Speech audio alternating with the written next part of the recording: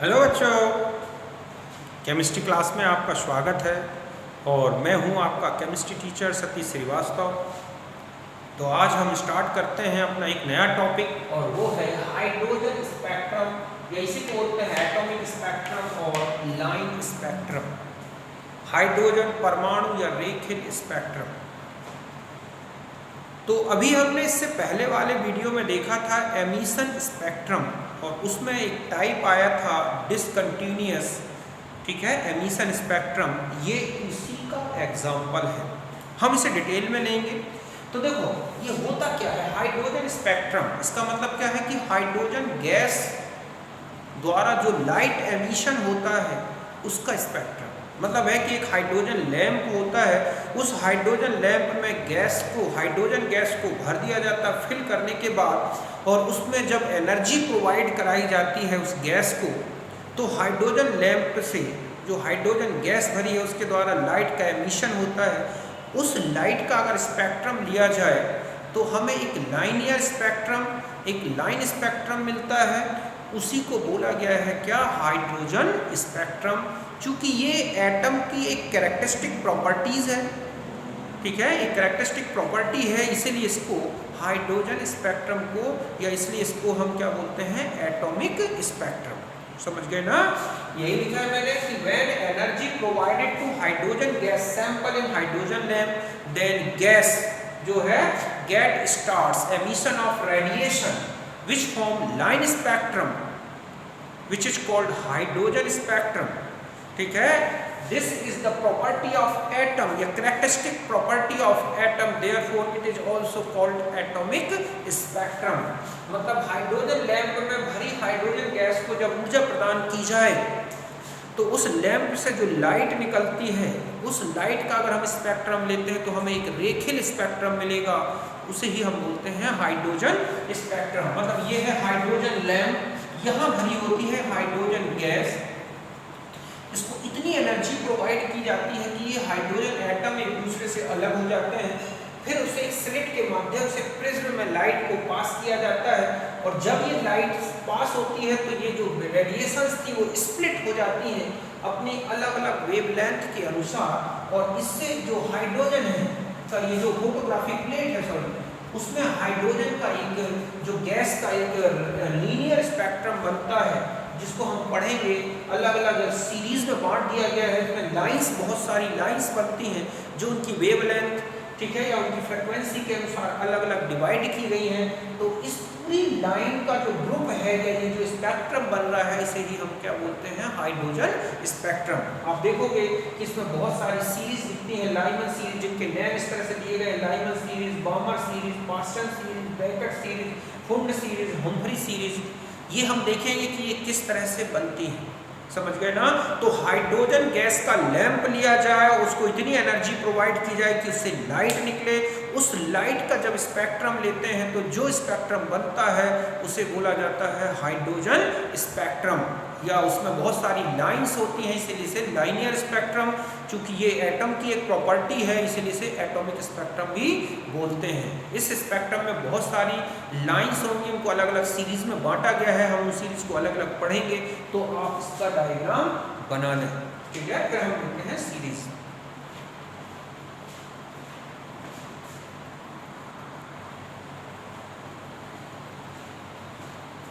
अब देखो, अगर हम हाइड्रोजन स्पेक्ट्रम या एटॉमिक स्पेक्ट्रम की थ्योरी देखें कि वो क्यों बनता है, कैसे बनता है, उसमें बहुत सारी लाइंस क्यों आती हैं, तो इसके लिए हम बोर थ्योरी का यूज़ कर सकते हैं। बोर थ्योरी में क्या बोला गया है कि न्यूक्लियस के चारों तरफ इलेक्ट्रॉन जो है बहुत सारे एनर्जी लेवल्स बनाता है, जो क्वांटाइज्ड होते हैं, अर्थात उनकी अपनी फिक्स एनर्जी होती है।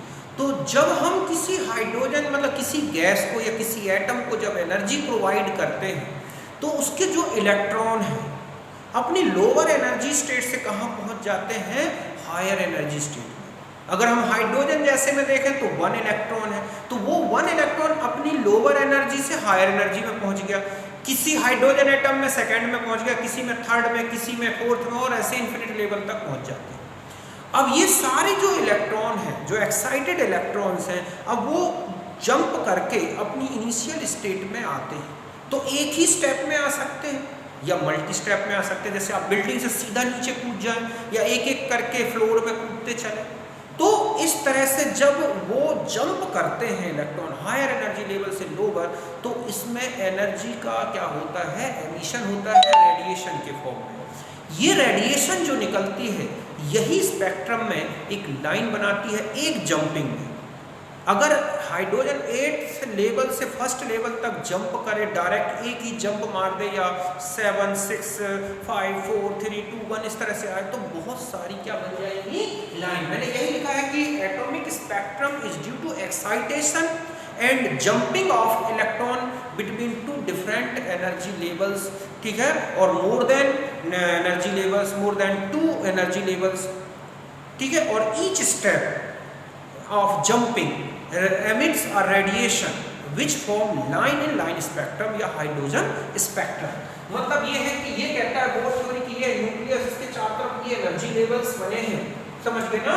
तो ये जो लेवल्स है, मान लिया जाए यहाँ इलेक्ट्रॉन था, आपने एनर्जी प्रोवाइड की, एक्साइटेड हो गया, यहाँ चला गया है, यहाँ चला गया, अब ये जंप करता है इलेक्ट्रॉन, बहुत ही कम समय के लिए यहाँ रुकता है और यहाँ से जंप की, मान लो सेकेंड्स में से यहाँ आया, फिर यहाँ से यहाँ आया, और तो इस तरह से 2 रेडिएशन निकल गई, या डायरेक्ट यहाँ से यहाँ जंप कर गया किसी एटम में तो उसकी एक लाइन बन गई। तो इस तरह से बहुत सारे एटम में अलग अलग टाइप्स के जो जंपिंग होती है उनमें ट्रांजिशन होता है, इससे लाइन स्पेक्ट्रम बन जाता है और पूरा एक हाइड्रोजन स्पेक्ट्रम बन के तैयार हो जाता है। समझ गए बच्चों कि जो परमाणु स्पेक्ट्रम है वो विभिन्न ऊर्जा स्तरों के बीच में इलेक्ट्रॉनों के उत्तेजन और उनकी उड़ान जंपिंग के कारण बनते हैं।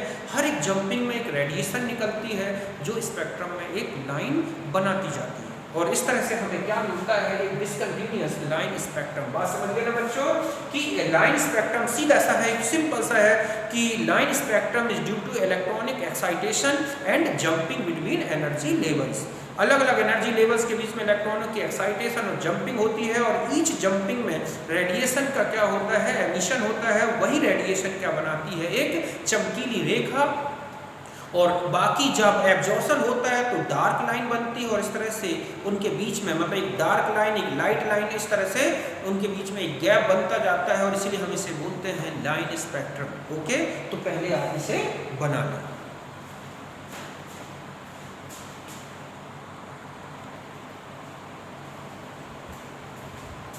अब देखो, अगर हम हाइड्रोजन स्पेक्ट्रम को देखें तो मैंने अभी बताया कि जैसे ही एनर्जी प्रोवाइड की जाती है हाइड्रोजन गैस को, तो उसके एटम जो है, बहुत सारे जो एटम्स हैं, तो उनमें किसी का इलेक्ट्रॉन फर्स्ट से सेकंड एनर्जी लेवल में चला गया, किसी का थर्ड में चला गया, किसी का फोर्थ, और इस तरह से कहें कि इन्फिनिट लेवल तक इलेक्ट्रॉन बढ़ गए।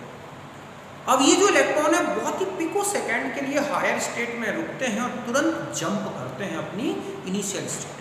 तो जब ये इलेक्ट्रॉन जो एक्साइटेड हुए थे और जब जंप करके अपनी लोअर एनर्जी स्टेट में आते हैं, तो एक स्टेट से दूसरी स्टेट में जब आने से जो एनर्जी डिफरेंस आता है वही एक रेडिएशन के फॉर्म में निकलता है, उससे लाइन बनती है। तो इस तरह से जो इलेक्ट्रॉनिक जंपिंग है, उस जंपिंग के कारण जो अलग अलग डिफरेंट लाइंस बनती हैं उनको अलग अलग सीरीज में बांटा गया है। इन्हीं सीरीज के नेम है ये लाइमन बार्मर। तो हम देखते हैं किस तरह से। तो देखो, ये मान लिया जाए कि बहुत सारे एनर्जी लेवल हैं n1 से लेकर n इन्फिनिट तक। जब समस्त जितने भी हाइड्रोजन एटम्स थे, सबके एक्साइटेड इलेक्ट्रॉन सीधा फर्स्ट एनर्जी लेवल पर n1 में जंप करते हैं, तो सबसे ज़्यादा एनर्जी रिलीज होगी, और यहाँ ये अल्ट्रा वायलेट रीजन में आती है, और इसे बोलते हैं लाइमन श्रेणी या लाइमन सीरीज। इस सीरीज में जो पहला जंपिंग है n2 से n1 में, या हम ये कहें कि किसी भी एनर्जी लेवल में पहले और उसके जस्ट ऊपर वाले एनर्जी लेवल से जो जंपिंग हो रही है, मतलब पहले में उसके जस्ट ऊपर वाले एनर्जी लेवल से जो जंपिंग हो रही है, उससे जो लाइन बनती है वो कहलाती है फर्स्ट लाइन। और जब इन्फिनिट लेवल से उस पर्टिकुलर एनर्जी लेवल में जो लाइन बनती है या जंपिंग होती है और उससे जो लाइन बनती है उसे अल्टीमेट लाइन या लाइन लास्ट लाइन कहते हैं। तो जैसे इसमें लाइमन सीरीज में ये फर्स्ट लाइन है और ये लास्ट लाइन है। इसी प्रकार से समस्त हाइड्रोजन एटम्स जितने भी थे और उनके इलेक्ट्रॉन जंप्स कहाँ करते हैं, जंप करके सेकंड एनर्जी लेवल में आते हैं। तो उससे जो सीरीज बनेगी लाइन की उसे बोलते हैं बार्मर सीरीज। इसमें विजिबल लाइट आती है, अर्थात ये विजिबल रीजन में आएगी। फिर इसके बाद थर्ड एनर्जी लेवल में अगर जंप करते हैं तो पास्टन सीरीज, फोर्थ में करें तो ब्रैकेट सीरीज, फिफ्थ में करें तो फुंड सीरीज, और उससे ऊपर करते हैं सिक्स में तो हम्फ्री सीरीज बनती है। ये सारी सीरीज फिर इंफ्रारेड में आती हैं, केवल ये विजिबल मतलब ये अल्ट्रावायलेट, और ये कहाँ आती है विजिबल। तो अब हम ये देखेंगे कि ये जो लाइंस बनती हैं इनकी वेव लेंथ या फ्रीक्वेंसी या वेव नंबर हम कैसे कैलकुलेट कर सकते हैं, फर्स्ट लाइन की, लास्ट लाइन की, किसी पर्टिकुलर लाइन से। ठीक है, तो पहले आप ये डायग्राम बना लें।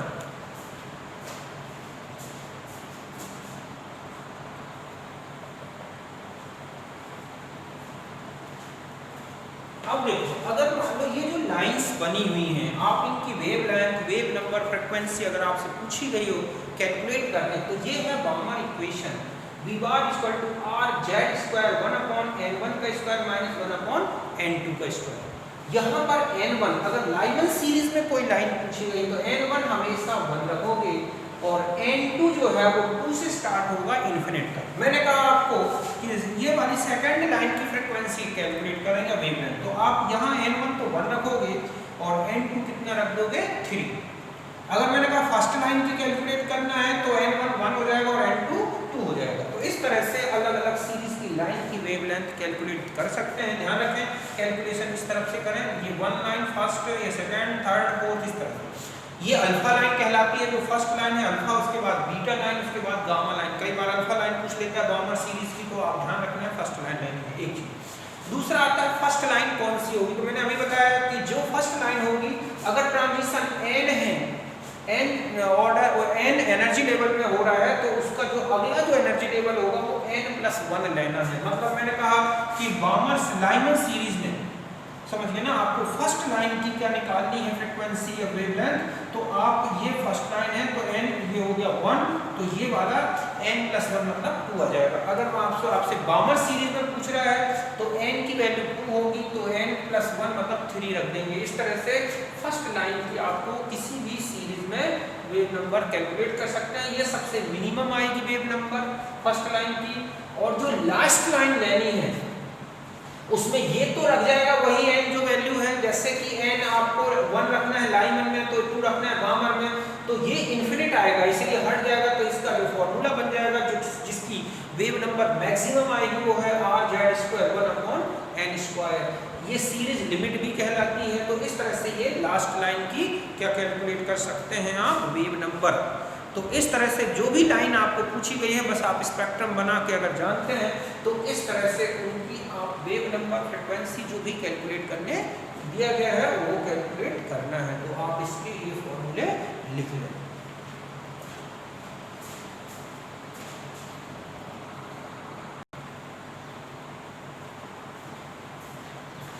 अब देखो मैं आपको फॉर्मूला बता रहा हूं कि अगर आपको नंबर ऑफ लाइंस पूछ ली गई हो किसी सीरीज में पर्टिकुलर टोटल ट्रांजिशन में और दो अलग अलग एनर्जी लेवल के बीच में ट्रांजिशन दिया हो तो कैसे कैलकुलेट करें। जैसे पहले है number of lines in transition, अगर पर्टिकुलर सीरीज में बता दिया गया हो कि मैंने कहा कि लाइमन सीरीज में कितनी लाइंस बनेंगी अगर इलेक्ट्रॉन n8 से आ रहा है, तो आपको करना क्या है कि अगर आपको सीरीज बताई गई है और जिस एनर्जी स्टेट से क्या हो रहा है इलेक्ट्रॉनिक संक्रमण, वह स्टेट है ये जहां से इलेक्ट्रॉनिक संक्रमण होता है, ठीक है, वो हायर एनर्जी स्टेट दी गई हो तो आप नंबर ऑफ लाइंस कैसे निकालेंगे तो डेल्टा n निकालेंगे। n फाइनल जहां से इलेक्ट्रॉन आ रहा है, n किस लेवल में आ रहा है सीरीज में मैंने बताया है, n क्या रखेंगे 1, अगर लाइनर सीरीज बता दी गई है बाउमर है तो 2 रखते हैं। इस तरह से डेल्टा n निकलेगा, यही delta n number of lines के बराबर होगा। जैसे मैंने कहा n8 से इलेक्ट्रॉन आता है लाइनर सीरीज तथा बाउमर सीरीज में लाइंस क्या होंगी, तो सबसे पहले लाइनर सीरीज में हम n1 रखेंगे और n फाइनल कितना हो गया 8, कहां से आ रहा है इलेक्ट्रॉन वो लेना है, तो डेल्टा n आ गया 7 लाइंस बन जाएंगी। मतलब है कि 8 से फर्स्ट में, 7 से फर्स्ट में, 6 से फर्स्ट में, 5 से, 4 से, 3 से, 2 से, तो कुल मिला के ये 8 अगर 8th एनर्जी लेवल से जंप करेगा तो 7 लाइन आएंगी लाइनर सीरीज में। अब आता है बाउमर में कितनी बनेगी, तो आप n की वैल्यू 2 रख देंगे बाउमर सीरीज में और n फाइनल 8, तो 6 आगे 6 लाइंस बन जाएंगी। 8 से 2 में, 7 से 2 में, 6 से, 5 से, 4 से, 3 से और 2 से, कुल मिला के कितनी लाइंस बन जाएंगी 6। तो इस तरह से अगर आपको किसी पर्टिकुलर सीरीज में पूछ लिया गया हो और वो बताया गया हो कि इलेक्ट्रॉन किस लेवल NF जिसे मैं रिप्रेजेंट कर रहा हूँ वहां से आ रहा है तो कितनी लाइंस बनेंगी, तो आप ये रिलेशन याद रखोगे, समझ गए ना, बहुत आसानी से निकाल सकते हैं। फिर आता है कि आपको टोटल लाइंस पूछ ली गई हो, आपको ये नहीं दिया गया हो कि किस सीरीज में उसने कहा N8 से इलेक्ट्रॉन जंप कर रहा है, वो भी नहीं बताया गया हो कि कहाँ जंप कर रहा है, केवल आपको एक स्टेट बताई गई है फाइनल की उस हायर स्टेट से आ रहा है। तो आपको टोटल लाइंस निकालनी है जहां से इलेक्ट्रॉन जंप हो रहा है, तो N ब्रैकेट के अंदर NF-1/2 इससे निकाल सकते हैं। अभी मैं एग्जांपल बताता हूं। और अगर आपको दो पर्टिकुलर एनर्जी लेवल्स बता दिए गए कि मैंने कहा 8 से 2 में आ रहा है तो कितनी लाइंस बनेगी, तो पहले आप डिफरेंस लें और फिर इस फॉर्मूले से आप नंबर ऑफ लाइंस कैलकुलेट कर सकते हैं। देखो तो ये तो आपको समझ में आ गया होगा, सीरीज में दे रखा है तो कहां से इलेक्ट्रॉन आ रहा है और सीरीज में n क्या वैल्यू है वो रख के कैलकुलेट कर सकते हैं। अगर आपको किसी भी एक लेवल भर बता दिया गया और जंप कर रहा है तो टोटल लाइंस इससे निकाल सकते हैं। दो एनर्जी लेवल आपको पर्टिकुलर बता दिए गए हैं तो लाइंस इससे निकाल सकते हैं। देखो कैसे, ये तो मैंने इसका एग्जांपल बता दिया आपको, इसका एग्जांपल बता रहा हूं इन दोनों की, ठीक है। तो आप देखो इसमें जैसे मैंने कहा कि ये क्वेश्चन है कि इलेक्ट्रॉन, ठीक है, जम्प्स फ्रॉम, ठीक है, n = 8 level then total lines. समझ गए ना बच्चों कि अगर आपको सीरीज में दी गई है तो आपको फॉर्मूला बता दिया, केवल एक ऊर्जा स्तर बताया गया और जंप कर रहा है इलेक्ट्रॉन तो कितनी लाइंस बनेगी, मैंने कहा N8 से आ रहा है, फ्रॉम किससे, N8 से। तो देखो कितनी लाइंस बन जाएंगी, तो लाइंस अगर हम कैलकुलेट करें तो हम लिखेंगे 8 - 1/2, तो ये हो गया 8 × 7/2, ये कितना हो गया 4, और ये तो कितनी हो गई 28 लाइंस, मतलब 8th लेवल से जंप करके तो लास्ट में 1 में ही आ जाएगा। तो इस तरह से लाइंस बन जाएंगी।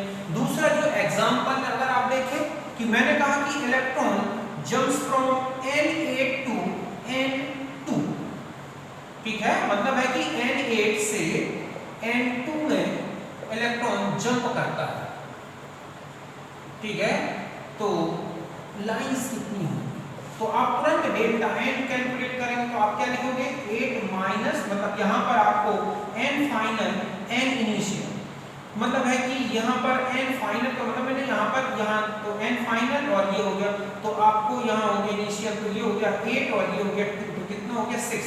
तो आप यहाँ लिखेंगे डेल्टा n मतलब 6 + 5 + 4 + 2 + 1 +3 + 2 + 1, तो कुल लगा लें आप कि ये हो गई 11, 15, 3, 18 और 20 और 1, 21 हो गई। तो इस तरह से अगर दो एनर्जी लेवल दे रखते हैं तो हायर एनर्जी लेवल से लोअर एनर्जी लेवल की वैल्यू घटा दें और उसके बाद जो आ रहा है उसको इस तरह से कैलकुलेट कर लें। तो इस तरह से दो एनर्जी लेवल्स के बीच में इलेक्ट्रॉनिक ट्रांजिशन अगर हो रहा है, यहाँ NF मैंने वो लिया है जो हायर एनर्जी लेवल है, ध्यान रखें। फाइनल मतलब है जो जहां से इलेक्ट्रॉन सीधा आ रहा है वो NF वैल्यू रखें। सीरीज में दे रखा है तो सीरीज का n याद रखना है। दो एनर्जी लेवल्स दे रखे हैं तब तो कोई दिक्कत नहीं, डिफरेंस हायर से लोअर निकाल के और इस तरह से इस फॉर्मूले से निकाल लें। केवल एक एनर्जी लेवल दे रखा है तो आप इस फॉर्मूले से टोटल लाइंस निकाल सकते हैं। तो इस तरह से हाइड्रोजन स्पेक्ट्रम की या 1 इलेक्ट्रॉन सिस्टम में अगर लाइंस पूछी गई हैं तो इस तरह से आप कैलकुलेट कर सकते हैं। अब हम इनके जो न्यूमेरिकल क्वेश्चंस हैं वो अगले वीडियो में लेंगे। तो इस तरह से मैंने आपको पूरा स्पेक्ट्रम के बारे में बता दिया, हाइड्रोजन स्पेक्ट्रम, उससे रिलेटेड लाइंस, कौन सीरीज कहाँ आती है, किस तरह से आपको कैलकुलेशन करनी है। तो अब हम मिलते हैं नेक्स्ट वीडियो में। Thank you.